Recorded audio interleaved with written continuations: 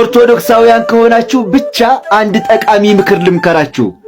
በሕይወት ዘመናችሁ ንብ ሁኑ። ስለ ንብ አንድ የሚደንቅ ነገር እነግራችኋለሁ። ቪዲዮውን 5 ጊዜ ኮፒ ሊንክ አድርጉልኝ፣ ሼር እያደረጋችሁ አዳርሱልኝ፣ ላይክ አድርጉ በቅንነት። ንብ ማር የምትሰራው አበባ ቀስማ ነው አይደል? የሚገርመው ግን ንብ የሞተ አበባ አትቀስምም። የሞተን አበባ በፍጹም አትቀስምም። ያ ማለት ከዛፉ ተገንጥሎ የወደቀን አበባ እንደዚሁም ሰው ሰራሽን አበባ በፍጹም አትቀስምም። ንብ የምትቀስመው በሕይወት ያለን አበባ ብቻ ነው፣ ያልተቆረጠን አበባ። ኦርቶዶክሳውያን በሃይማኖት የሞቱ ሰዎችን እንዳትሰሙ። በሃይማኖት ከዋናው ከተዋህዶ ዛፍ ተገንጥለው የወደቁ ሰዎችን በፍጹም እንዳትሰሙ። ተወግዘው የወጡ ሰዎችን፣ ተወግዘው የደረቁ ሰዎችን በፍጹም እንዳትቀስሙ፣ ከነሱ እንዳትሰሙ። ለምን ካላችሁን እናንተ ንብ ናችኋ። ንብ ደግሞ የወደቀን አበባ የሞተን አበባ ምን አትልም፣ አትቀስም። ስለዚህ በፍጹም እነሱን እንዳትሰሙ። ንብ የሞተን አበባ እንደማትቀስም ኦርቶዶክሳዊም በሃይማኖት የሞተን ሰው በፍጹም መስማት የለበትም። እስኪ ሁላችሁም ኮመንት ላይ እኔ ንብ ነኝ እያላችሁ ጻፉ። ማንም ሳይጽፍ እንዳይል ንብነታችሁን ንገሯቸው። እኔ ንብ ነኝ የሞተን አበባ አልቀስም እያላችሁ ኮመንት ላይ ጻፉልኝ። ሼርና ኮፒ ሊንክ እያደረጋችሁ በቅንነት ለሁሉም አዳርሱልኝ። ላይክ አድርጉ። ቤቱን እስከዛሬ ፎሎ ካላደረጋችሁ ደግሞ ስለሚጠቅማችሁ ፎሎ ማድረግ አትርሱ። የመደመር ምልክቷን ተጭናችሁ። እወዳችኋለሁ ንቦቼ፣ ክብር በሉልኝ። ጋይስ በአሁኑ ሰዓት ከትምህርት ሚኒስቴር አንድ አስገራሚና አስደንጋጭ የሆነ ዜና ተሰምቷል። ዜናው ምንድን ነው የሚለው ከአንደኛ ክፍል እስከ 12ኛ ክፍል የሚማሩ ተማሪዎች ምንም አይነት የሶሻል ሚዲያ አካውንት እንዳይኖራቸው የሚል መመሪያ ወጥቷል። ማንኛውም የሶሻል ሚዲያ አካውንት ያለው ተማሪ ከትምህርት ገበታው እንዲባረር የሚል መመሪያ በአሁኑ ሰዓት ተሰምቷል። እስኪ ሀሳብ አስተያየታችሁን ኮሜንት ላይ ጻፉልኝ። ጥሩ ነው አይደለም የሚለውን። በእጃችሁ ባለው ስልካችሁና ኢንተርኔት ብቻ በመጠቀም ገንዘብ መስራት የምትፈልጉ ሰዎች ካላችሁ አሰራሩ የቴሌግራም ቻናሌ ላይ ያለ፣ የቴሌግራም ቻናል ሊንኬ ደግሞ የቲክቶክ ባዮ ላይ ያለ። ስለ አሰራሩ ገብታችሁ ማየት ትችላላችሁ። ለመንግስት ሰራተኞች የተደረገው የደሞዝ ማሻሻያ ከዚህ ወር ጀምሮ ተግባራዊ ይደረጋል ተብሏል። ይፋ የሆነውን የደሞዝ እርከንም በፎቶ አስቀምጬላችኋለሁ። የዛሬ ሳምንት ደውላልኝ ነበር ቪዲዮዎችን አብረን እንድንሰራ ብዙ ሐሳቦች እንዳሏትና በቲክቶክም መምጣት እንደምትፈልግ የተለያዩ ስራዎችን መስራት እንደምትፈልግ ነግራኝ ነበር። እንዲሁም አንድ የበጎ አድራጎት ቦታ ላይ እንድንገኝና የቪዲዮ ሽፋን እንድሰጣቸው ነግራኝ ወደ ሌላ ክፍለ ሀገር እንደምሄድ ከዚያ ግን ስንመለስ እንደምንገናኝ ተቀጣጥረን ነበር። አዲስ ፍሬ ህይወት እኔ ማሚ ነው ምላት። እጅግ ሩሩህ፣ ስታወሯት እንባዋ የሚቀድማት፣ እናቶችን፣ አባቶችን፣ ታላላቅ የሥራ አጋሮቿን ስታወራቸው እንባ የሚቀድማት ሴት ምስኪን ሴት ነበረች። ሰው የምንባል ፍጥረት ግን ምን አይነት ከንቱዎች ነን። ፕሮግራም ይዘን እንኳን በዚያ ቦታ መገኘት የማንችል እኛ ስለ ራሳችን እንኳን የማናቅ ነገር ግን ዛሬ ተኮፈሰን ስንቶቻችን አለን። ከንቱ እንደሆን የማይገባን ፍጥረቶች። ለማሚ ነፍሷ በሰላም እንዲያርፍ ቤተሰብ፣ ለጓደኞቿ፣ ለወዳጅ አዝማዶቿ መጽናናትን እመኛለሁ። ግን ምን አይነት ከንቱ እንደሆንን በየቀኑ እያሰብኩ ነው ያለሁት። የኢሬቻውን ጳጳስ ላሳያችሁ። እኛ አባት በቤተክርስቲያን አባት ናቸው እንዴ? እስኪ እናንተ መልሱልኝ። እኔ አላቅም ማለት እርሶ እያልኩ ላናገር፣ አንተ እያልኩ ላናገር ቸገረን። በእውነት ወደ ላይ እንዳንወጣ ቸገረን፣ ወደ ታች እንዳንወጣ ቸገረን፣ ግራም ቀኙም ቸገረን። ክብረ ክህነት ማለት እኚህ ሰውዬ በቤታቸው መኖሪያ ቤት ውስጥ ለህፃናት ልጆች ጵጵስና ሲሰጡ፣ ክህነት ሲሰጡ፣ ክብረ ክህነት ሲሰጡ አሳይቻቸዋለሁ አይደል? ቪዲዮም ጭምር አምጥቼላችሁ። የራሳቸው ቲክቶክ ገጽ አላቸው። የራሳቸው ቤት ውስጥ ነው ክርስትና የሚሰጡት። እና ባለፈው ሳምንት አካባቢ ላይ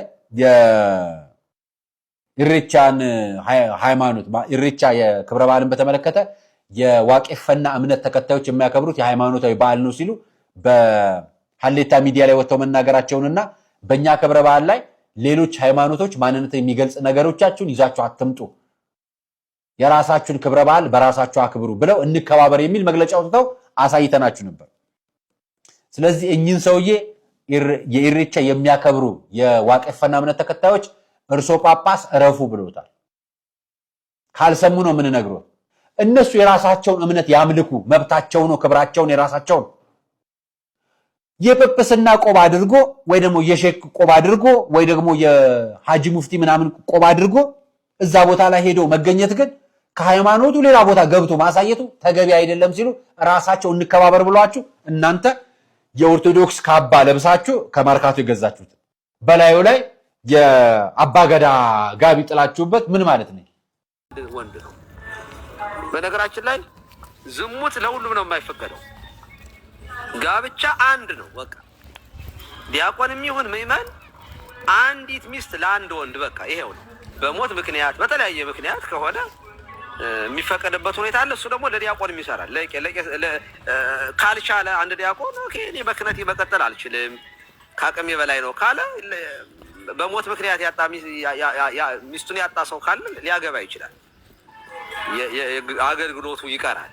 ስለዚህ በጣም ፍች እየበዛ ስለመጣ ዲያቆን ደግሞ ስለማይፈታ ነው የተፈለገው እንጂ መንፈሳዊ በዚያው ላይ ደግሞ ደሞዙም አደገ መሰለኝና ደሞዙም አድጓል። የዲያቆን ዛሬ ከዶክተሮች በላይ ሆኗል። ስለዚህ ኢኮኖሚካሊም ጠቅማለው።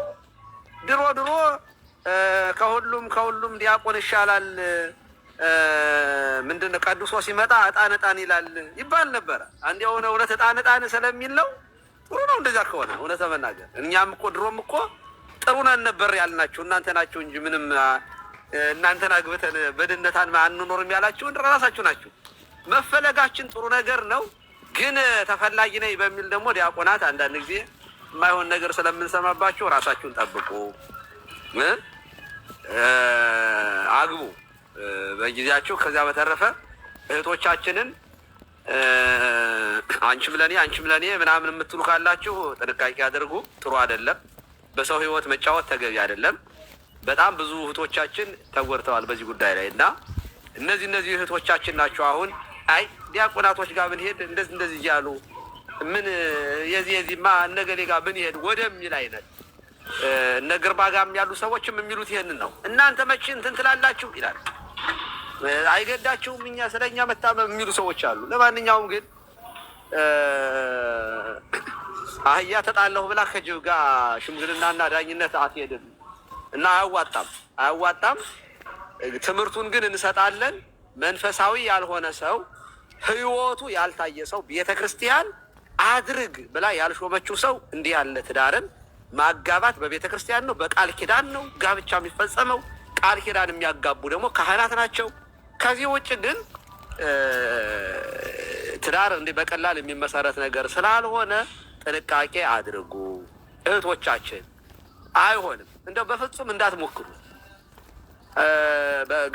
ለደላላ ከፍላችሁ ክፍያ እንዳስከፍልም ሊሉ ይችላሉ። ሳይኮሎጂካሊ ትልቅ ክፍያ አለው። ባይዘው በጣም በህይወታችሁ ውስጥ ያነከሳችሁ የምትኖሩበት ህይወት ውስጥ አትግቡ። እንኳን የምታውቁትም ጋር ተጋብታችሁ ችግር ነው እና ይህንን ነው ማለት የምፈልገው። መፍትሄው ላይ ስንመጣ በቤተክርስቲያን አይፈቀድም። በድለላ ጋብቻ አይፈቀድም። ትክክል አይደለም። በቃ የለማ ያልተጻፈ ነገር እንዴ! ያልተጻፈ ነገር ከየት ይመጣል? በድለላ ጋብቻ ሆኖ ያውቃል? ልጅህን ለአቅመ ሔዋን ስትደርስ አጋባት ይላል። አባት ልጁን ፈልጎ ልጅን ለልጅህ ብሎ ያጫል። ልክ አብርሃም እንዳደረገው ሌሎችም እንዳደረጉት ልጅህን ለአቅመ ሔዋን ስትደርስ ለተማረ ሰው አጋባት ይላል ሲራክ። ለተማረ ሰው ማለት ምን ማለት ነው? የጥበብ መጀመሪያ እግዚአብሔርን መፍራት ነው። መንፈሳዊ የሆነ ሰው እግዚአብሔርን የሚያውቅ ሰው ማለት ነው እንጂ የተማረ ማለት በዚያ ዘመን ላይ ዲግሪ ያለው ማስተርስ ያለው ማለት አይደለም። ባይዘው ለተማረ ሰው አጋባት ሲል ምን እያለ ነው መጽሐፍ ቅዱስ? ለተማረ ሰው ማለት የጥበብ መጀመሪያ እግዚአብሔር የትምህርት መጀመሪያ እግዚአብሔር መፍራት ስለሆነ እግዚአብሔርን የሚፈራ የትዳር ትርጉም የገባው በትዳር ውስጥ ብዙ በረከት እንዳለ ለተረዳ ሰው ትዳርን ኃላፊነት መሸከም ለሚችል ሰው አጋባት ማለት ነው። ይህንን ማድረግ የሚችል ማን ነው? መንፈሳዊ አባት ነው። ታዲያ የካህናት ስርዓት ምንድን ነው? ካውንስሊንግን በተመለከተ የካህናት ነው። ባይዘው ለካህን ሁሉ የማይነገር ለንስሐ አባት ብቻ የሚነገር ኃጢአት አለ። ካህን እንኳ ብንሆን ለሁሉም ካህን የማይነገር ለንስሐ አባት ብቻ የሚነገር ነገር አለ እኮ። በነገራችን ከእነዚህ ነገሮች አንዱ ትዳር ውስጥ ትዳርን በተመለከተ በባልና በሚስት መካከል አለመግባባት ቢፈጠር ለሁሉም ሰው አይነገርም።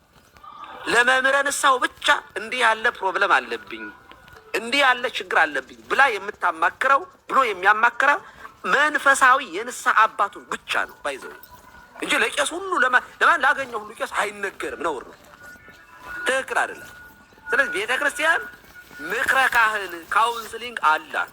በዚያ አማካኝነት ትዳር ሶልቭ ይደረጋል፣ ትዳር ይመሰረታል እንጂ ከተቋሙ ውጭ ትልቁ ተቋም አይገነባም።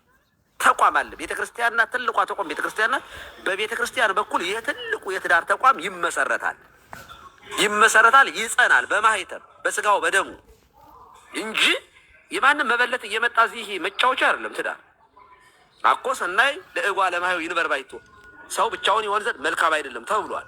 ምንም ጥያቄ የለውም። ጋብቻ መልካም ነገር ነው፣ ቅዱስ ነው። ይሄን ቅዱስን ጋብቻ ቅድስት ቤተክርስቲያን በልኡካኑ በሾመቻቸው ብቻ ይካሄዳል። በድለላ ድለላ ንግድ መሰለህ እንዴ? ቸርቻሮ እኮ አይደለም ጋብቻ እንዴ። ይሄኛውን ብታደርግ ያዋጣሃል፣ ይሄኛውን ብትሄድ ያከስራል የሚባልበት አይደለም። ይሄ እውነት ተበናገር እና ንግድ አይደለም። ደላሎች ከዚህ ወጡ። በስንት ነገር ደልላችሁ ትችላላችሁ። በትዳር ቆምናችሁ ደልላችሁ፣ በክህነት ደልላችሁ፣ በጸበል በአጥማቂነት ደላላዎች ከዚህ ውስጥ ውጡ። የምንቃወመው ለዚህ ነው። ስለዚህ መንፈሳዊያን ሁኑ። መንፈሳዊያን ከሆናችሁ ደግሞ ወደ መንፈሳዊት ሀገር ቤተክርስቲያን ጠጋ ብላችሁ መንፈሳዊያን ሰዎችን አማክሩ። ከዛ በተረፈ የውስጥ አሜሪካ ሀገር አለ ይሄ የሆነ ሾው እና ይመጡና ኃጢአታቸውን በአደባባይ የሚናዘዙበት። በነገራችን ላይ የሴኩላሪዝሙ ዓለም ይሄ ግሎባላይዜሽን በጣም ከቤተክርስቲያን ሰው እየወጣ ኃጢአቱን በአደባባይ በቴሌቪዥን ማለት ነው እና ሽታ አድርጌዋለሁ፣ ሽታ አድርጋታለሁ፣ የወለድኩት ልጅ የእሱ አይደለም፣ ዩ አር ዘ ፋዘር ምናምን ዩ አር ናት ዘ ፋዘር እያሉ የሚያቀርቡት የሆነ ፕሮግራም አለ። እኔ ኃጢአት በአደባባይ እንደዚህ አይነገርም፣ ነውር ነው። እውነት ለመናገር ኃጢአትን ከኔ ተማሩ ለማለት ነው በአደባባይ የሚነገረው። እና እባካችሁ ፍየል አትሁኑ፣ ሀፍረታችሁን ደብቁ እንደ በግ ለማለት ፈልጋለሁ። እግዚአብሔር ይስጥልኝ። ቃለ ሕይወት ያሰማልን። መላከ ገነት በጣም የሚገርም ነው። ጥሩ ምልከታ ነው እንዳሉት። ግን ድጋሚ ነገ እንደ እግዚአብሔር ፍቃድ ነገ ብንገባ ጥሩ ነው። 9 ሰዓት ላይ መፍትሄዎቹንም በደንብ አይተንባቸው ከግራ ከቀኝ ያለውን በደንብ ተመልክቶ 9 ሰዓት እያሰብኩኝ ነው።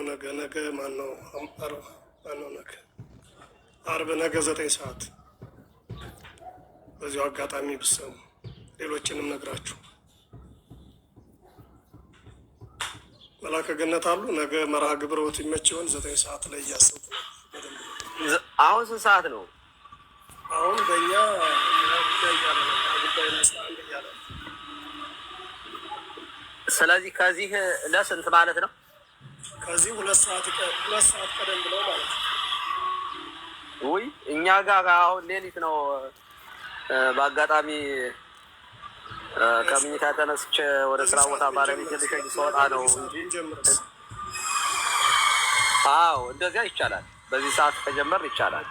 አለው እመጣለሁ። በዚህ አጋጣሚ 10 ተኩል ነገር ቤት እሺ። ወንድማችን ያሻር እንኳን ደህና መጣህ። የኔታ መምክር ደምፀ ደህና ነው ወይ?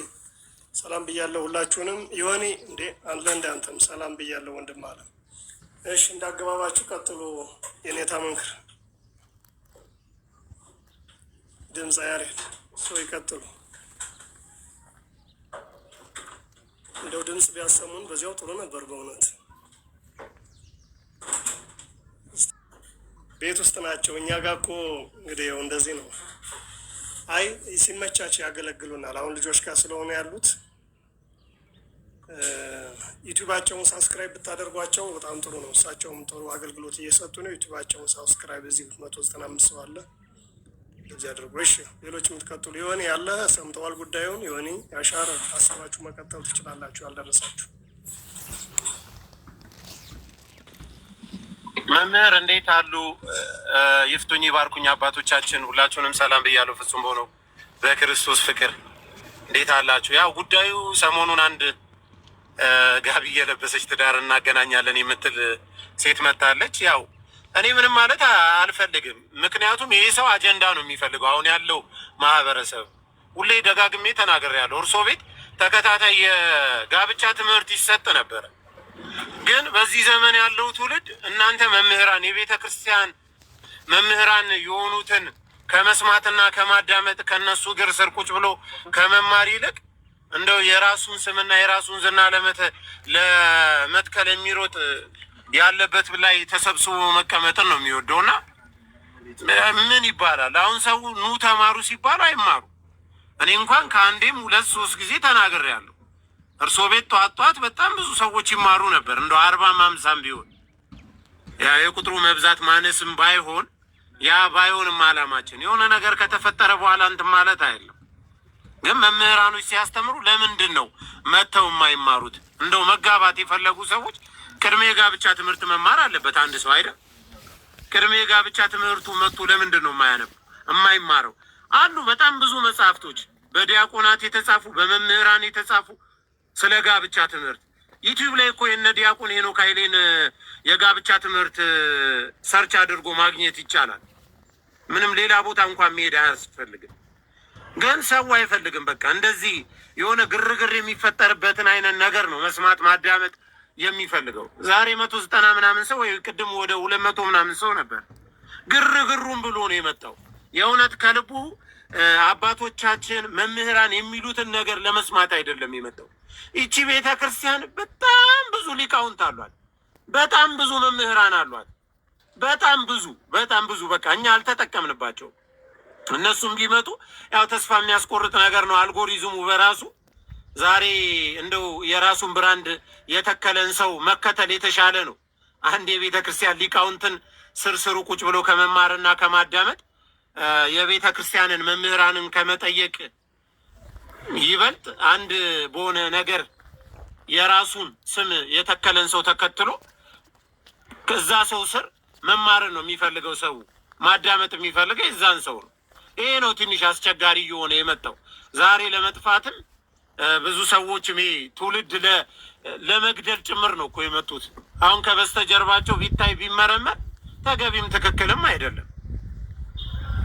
እንዴት አንድ ንስሐ አባት የሌለው ሰው ስለ ጋብቻ እዚህ አየር ላይ ኦንላይን ላይ ያገኘውን ጋብቻ የንስሐ አባት ሳይኖረው ከንስሐ አባቱ የጋብቻ ትምህርት ሳይማር፣ ለዛ ነው እኮ አሁን ይሄ የጌታ ስጋና ደምን ትውልዱ ተዳፈረው። በቃ ምንም አሁን እየተመለከትን ያለ ነው።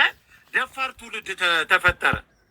ደፋር ትውልድ በቃ ቤተ መቅደስ መግባት ምንም አድርጎ ድሮ እናት አባቶቻችን እንደው እውቀቱ እንኳን ባይኖራቸው ቤተ መቅደሱን ይፈሩታል። የጌታን ስጋና ደም ይፈሩታል። ከንጽህና አንጻር እኮ እንደ የእኛን ያህል እንኳን ኃጢአት ኖሮባቸው አይደለም፣ ግን ያከብሩታል ያንን ቦታ። ስለዚህ አሁን ትልቁ ችግር የሚሰማ የለም፣ መጥቶ የሚያዳምጥ የለም። ለዚህ ደግሞ እርሶ ምስክር ነው። 40-50 ሰው ነበረ የጋብቻ ትምህርት እርሶ ከአንዴ 3-4 መርሃ ግብሮች ተዘጋጅተው ሲያስተምሩ ሲያዳምጥ ሲማሬ ነበር። ይሄ ሁላ ሰው ቢመጣ በጣም ብዙ ሊቃውንት መምህራን፣ ዲያቆናት፣ ቀሲሶች አሉ። ይኸው እዚህ ጋር የምናያቸው እነ ቀሲስ ዲበኩሉ ሁሉ አሉ፣ ሌሎችም አሉ። ግን ሰው ግርግር ሲፈጠር ነው የሆነ ነገር ማድረግ መቀበል የሚፈልገው። ስለዚህ እኔ እንደውም ትኩረት ተሰጥቶት ቢሰራ ብዬ እንደው አላቅም፣ ድፍረት ይሁንብኝ አይሆን። ሰው ደፋር ሆኖ የጌታን ስጋና ደም ገብቶ ዝም ብሎ ከሚቀበል እንደው ቢቀርበት ይሻሏል፣ ዝም ብሎ። ምክንያቱም እሳት ነው የሚቀበለው። አሁን አላወቀውም፣ ሰው እሳት እንደሚቀበል አላወቀውም።